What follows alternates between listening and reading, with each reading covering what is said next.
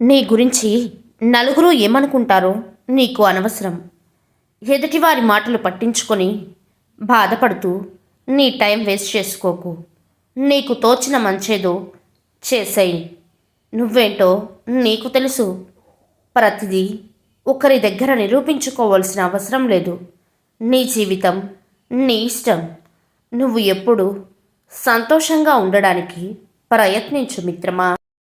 అర్థం చేసుకునే వ్యక్తి మాత్రమే కాదు, అర్థమయ్యేలా చెప్పే వ్యక్తి మన జీవితంలో ఉండడం కూడా ఆ అదృష్టమే.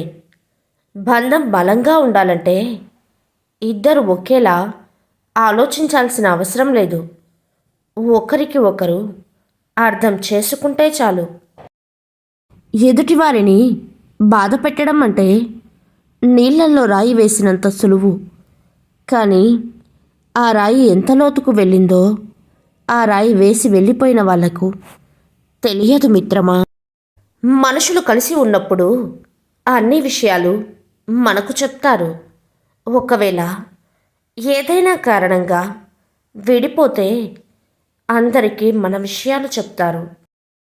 నీ బలహీనతలకు నీ భవిష్యత్తును నిర్ణయించే అవకాశం ఎప్పటికీ ఇవ్వద్దు మిత్రమా. విజయం ఆశించేవాడు కాదు, ప్రయత్నించేవాడే గెలుస్తాడు మిత్రమా. అభిమానాన్ని కూడా అవకాశంగా మార్చుకునే రోజులు ఇవి.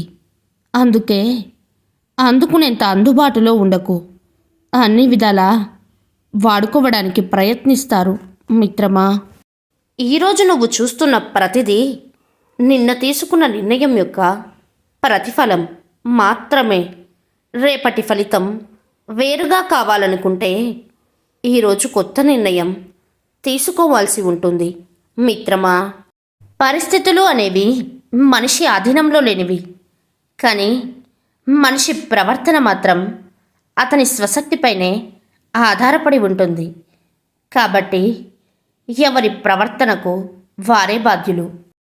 కోప్పడేవారి కోపం, కోపాన్ని దాచేవారి కోపం ఎప్పుడూ ఒకటి కావు. కోప్పడిన వారి కోపం చల్లబడుతుంది, కానీ కోపాన్ని దాచేవారి కోపం తగలబెట్టేస్తుంది. జాగ్రత్త మిత్రమా. నీతో అల్లుకున్న ప్రతి పాత్ర ఏదో ఒక స్వార్థంతోనే ముడిపడి ఉంటుంది. తమ స్థానానికి అడ్డురానంత వరకే నీ నిర్ణయానికి విలువిస్తారు ఇక్కడ మిత్రమా. జీవితంలో ధనమే ప్రధానం అనుకునే వాళ్లకు ఎదుటి వాళ్ళ ప్రేమాభిమానాలు అక్కర్లేదు. ప్రేమాభిమానాలు ప్రధానం అనుకునే వాళ్ళకి ఎదుటివారి ధనం మీద ఎలాంటి మక్కువ ఉండదు మిత్రమా. మన ఆలోచనలు ఎప్పుడూ రాబోయే భవిష్యత్తు వైపు పరిగెత్తాలి, కానీ మనతో కలిసి నడవని గతం గురించి వేచి చూడకూడదు. సంపాదనకు మించి ఖర్చు, ఎదుటివారిలా బ్రతకాలి అనే ఆశ మనిషికి రెండూ ప్రమాదమే. ఒకటి మనల్ని అప్పుల పాలు చేస్తే మరొకటి సంతోషాన్ని మనకు దూరం చేస్తుంది మిత్రమా. గెలుపు అనేది ఒక ప్రయాణం. ఎదురయ్యే అడ్డంకులను పట్టించుకోకండి. ఓటములను అనుభవాలుగా ఉపయోగించుకోండి మిత్రమా.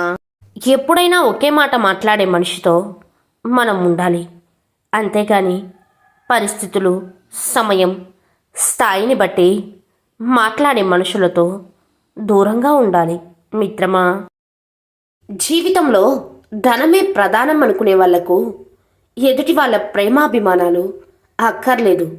ప్రేమాభిమానాలు ప్రధానం అనుకునే వాళ్ళకి ఎదుటివారి ధనం మీద ఎలాంటి మక్కువ ఉండదు మిత్రమా. తప్పు చేసి కూడా మాటలతో సమర్థించుకునేవారు కొందరైతే, ఏ తప్పు చెయ్యకుండానే మాట్లాడలేక మౌనంగా ఉండిపోయేవారు మరికొందరు. ఏమంటారు మిత్రమా. ఆనందంతో చప్పట్లు కొట్టేటప్పుడు 10,000 కలుస్తాయి. గౌరవంతో నమస్కరించేటప్పుడు 10,000 కలుస్తాయి. కానీ బాధతో కన్నీరు తుడుచుకునేటప్పుడు 1,000 కదులుతుంది. మన కష్టంలో మన వేలే కలిసి రానప్పుడు ఎవరో ఆదుకోవడానికి రాలేదని బాధపడడం అవసరమా మిత్రమా. జీవితం అనేది మనం నడిచే దారి లాంటిది. మనకు తోడుగా నడిచేవారు ఉంటారు కానీ మనకు బదులుగా నడిచేవారు ఉండరు. మనమే నడవాలి, ఎంత కష్టమైనా. ఎక్కువగా నమ్మడం, ఎక్కువగా ప్రేమించడం, ఎక్కువగా ఆశించడం ఫలితంగా వచ్చే బాధ కూడా ఎక్కువగానే ఉంటుంది మిత్రమా. మన ఆలోచనలు ఎప్పుడూ రాబోయే భవిష్యత్తు వైపు పరిగెత్తాలి కానీ మనతో కలిసి నడవని గతం గురించి వేచి చూడకూడదు. ఇద్దరు వ్యక్తుల్ని ఎక్కువసార్లు కలిపేది అవసరం మాత్రమే. మన మీద చూపించే ప్రేమ కూడా అవసరమే మిత్రమా. నీతో అల్లుకున్న ప్రతి పాత్ర ఏదో ఒక స్వార్థంతోనే ముడిపడి ఉంటుంది. తమ స్థానానికి అడ్డురానంత వరకే ఎక్కువగా నమ్మడం, ఎక్కువగా ప్రేమించడం, ఎక్కువగా ఆశించడం ఫలితంగా వచ్చే బాధ కూడా ఎక్కువగానే ఉంటుంది మిత్రమా. తప్పు చేసి కూడా మాటలతో సమర్థించుకునేవారు కొందరైతే ఏ తప్పు చెయ్యకుండానే మాట్లాడలేక మౌనంగా ఉండిపోయేవారు మరికొందరు. ఏమంటారు మిత్రమా? ఆనందంతో చప్పట్లు కొట్టేటప్పుడు 10,000 కలుస్తాయి. గౌరవంతో నమస్కరించేటప్పుడు 10,000 కలుస్తాయి. కానీ బాధతో కన్నీరు తుడుచుకునేటప్పుడు ఒక్క వేలే కదులుతుంది. మన కష్టంలో మన వేలే కలిసి రానప్పుడు ఎవరో ఆదుకోవడానికి రాలేదని బాధపడడం అవసరమా మిత్రమా?